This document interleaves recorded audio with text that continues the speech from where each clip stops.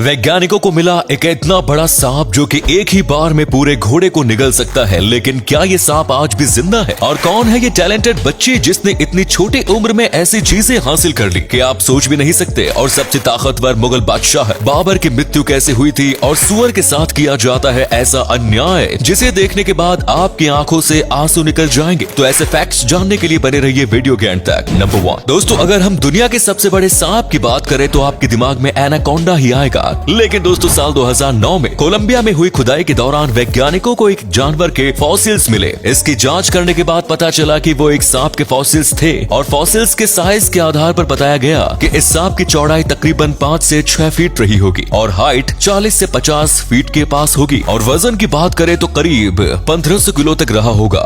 वैज्ञानिकों ने इसका नाम टिटना बोआ दिया है और उनका मानना है कि ये सांप डायनासोर के साथ करोड़ों साल पहले ही खत्म हो चुके थे। लेकिन कुछ अमेरिकन वैज्ञानिकों का मानना है कि ये सांप अमेज़न के जंगल में आज भी पाए जाते हैं। कुछ महीनों पहले अमेज़न की नदियों का ये फोटो वायरल हुआ था। इसको देखकर आप बोल सकते हैं कि शायद ये सांप अमेज़न की नदियों की गहराइयों में आज तक रहते हैं। ये सांप इतना बड़ा है कि ये एक घोड़े को या एक मगरमच्छ को तो आराम से निगल सकता है। नंबर 2, आपने कई सक्सेसफुल लोगों या एक्टर का नाम सुना होगा जिन्होंने बहुत ही कम उम्र में कुछ बड़ा करके बहुत नाम कमाया हो। लेकिन शायद ही आपने इस लड़की का नाम सुना होगा। इसका नाम है कैरोलिना कोस्टेंको। इनका जन्म 3 अक्टूबर 2008 में हुआ था। इसका मतलब ये सिर्फ 13 साल की है और ये इतनी कम उम्र में एक बड़ी यूट्यूबर और वायोलिनिस्ट बन गई। इनका यूट्यूब पर एक चैनल है जिस पर 6.30 मिलियन के करीब सब्सक्राइबर्स हैं। इस लड़की ने वायोलिन बजाना कुछ 6 साल की उम्र में शुरू कर दिया था और आज एक वायोलिनिस्ट परफेक्शनिस्ट है। ये लड़की 2 लैंग्वेज में एकदम अच्छे से बात कर सकती है और वो है इंग्लिश और रशियन। इसके साथ साथ इनके इंस्टाग्राम पर भी 6 लाख फॉलोअर्स के करीब है। ये अपने टैलेंट के कारण कई सारे शोज में भी आ चुकी है। नंबर 3, एक ऐसा जानवर जो दुनिया भर में सबसे ज्यादा प्रचलित है। इसको रेगिस्तान का जहाज भी कहा जाता है। आप भी ये बात जानते होंगे लेकिन शायद ही आपने इसका दूध पिया होगा। माना जाता है कि ये दूध बहुत ही पौष्टिक होता है और ये हमारे शरीर के लिए बहुत अच्छा होता है। अफ्रीका के सोमालिया शहर में एक बहुत बड़ा कैमल फार्म है। इसके मैनेजर हसन अब्दुर्रहमान है।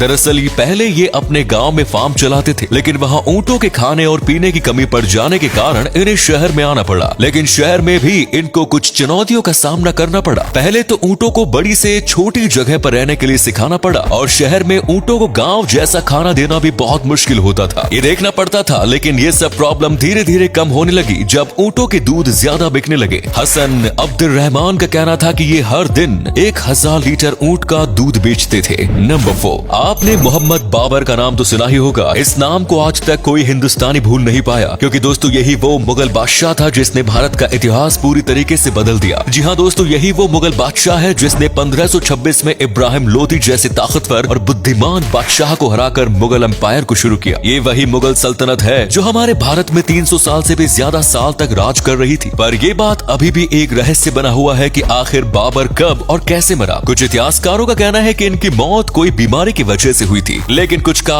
अलग मानना है। इस बात से जुड़ी एक और थ्योरी भी है और वो एक थ्योरी है जो इतिहास में सबसे मशहूर है। दरअसल एक दिन बाबर का बेटा हुमायूं बीमार पड़ गया और हर इलाज कराने के बाद भी उसकी हालत ठीक नहीं हो रही थी। बाबर हुमायूं से बहुत प्यार करता था, इसलिए उसने भगवान से दुआ मांगी कि वो हुमायूं की बीमारी उससे लेकर बाबर को दे दे। ये दुआ मांगने के तुरंत बाद ही जैसे जैसे हुमायूं ठीक होने लगा वैसे वैसे बाबर की हालत खराब होने लगी और जब हुमायूं पूरी तरीके से ठीक हो गया तब जाकर बाबर की जान जा चुकी थी। नंबर 5, जानवरों की होशियारी और अक्लमंदी को देखा जाए तो सुअर दुनिया में 7वें नंबर पर आता है। सुअर हमारे जैसा ही एक सामाजिक प्राणी है। उसे भी जब उसके अपने माँ बाप से दूर किया जाता है तभी वो दुखी हो जाता है और जब इसके माँ बाप और इसके चाहने वाले इसको वापस मिल जाते हैं तब ये खुश हो जाता है और खेलने कूदने लगता है। बहुत सारे लोग इन सुअरों का मांस खाना पसंद करते हैं। इस वजह से जब सुअर का कोई भी बच्चा पैदा होने वाला होता है तब 1 हफ्ते पहले माँ को एक छोटे से केज में डाल दिया जाता है और वहाँ पर वो माँ अपने बच्चों को दूध पिलाती है। उसे छोटे से जगह में वो माँ को हिलने की तक जगह नहीं होती। पैदा होने के 2 हफ्ते बाद ही उन बच्चों को उनके माँ से अलग कर दिया जाता है और उन पर बहुत अत्याचार किया जाता है। जो जानवर कुदरती तौर से 15 से 20 साल तक जीता है वो इसमें बस 6 महीने तक जीता है और ये सब बस मांस के लिए होता है। और अगले फैक्ट पर जाने से पहले इस फोटो को ध्यान से देखिए और बताइए कि आपको किस हीरोइन का फोटो दिखाई दे रहा है। इससे पता लगेगा आपका दिमाग और आपकी आंखें कितनी तेज है। मिलते हैं आपको 5 सेकंड्स।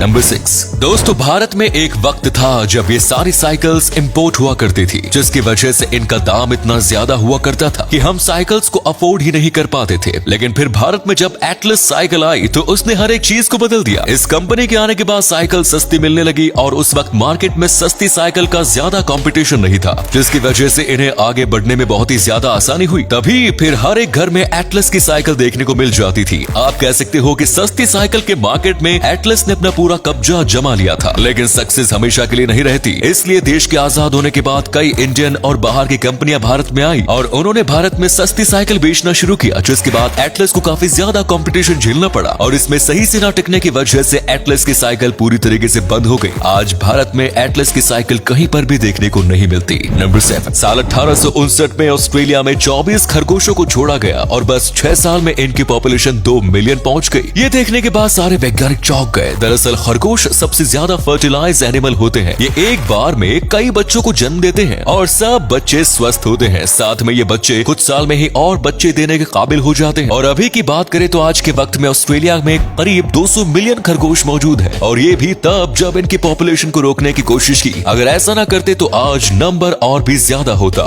नंबर 8। कोरोना की वजह से कई लोगों की नौकरी जा चुकी है। ऐसे ही एक आदमी का नाम है राजेश उजाला, जो पहले तो मंच पर परफॉर्मेंस करते थे, लेकिन कोरोना के कारण नौकरी जाने के बाद घर चलाने के लिए दिल्ली के सबसे बड़े हॉस्पिटल के मुर्दा घर में काम करते हैं। इनका कहना है कि कोरोना के महामारी के बीच उन्होंने लाशों का भंडार देखा। उनका कहना था कि वहाँ पर कुल मिलाकर 200 से 300 लाशें मौजूद थी और ये हर रोज आती थी और सब एक के ऊपर एक रखी जाती थी और ये दृश्य उनके लाइफ का सबसे खतरनाक दृश्य था। आप सोच सकते हो कि वो दृश्य कैसा होगा जिसमें आपको रोजाना 200 से 300 लोगों की लाशों को छांटना पड़ता होगा। ऊपर से इस महामारी में इन्होंने अपना भाई भी खो दिया था। तो उम्मीद है आपको आज की वीडियो पसंद आई होगी। अगर हाँ तो वीडियो को लाइक करें। इनमें से कौन सा फैक्ट आपको सबसे ज्यादा अच्छा लगा कमेंट्स में जरूर बताएं। इस तरह के और भी इंटरेस्टिंग फैक्ट वीडियोस देखते रहने के लिए चैनल को जरूर सब्सक्राइब करें। धन्यवाद।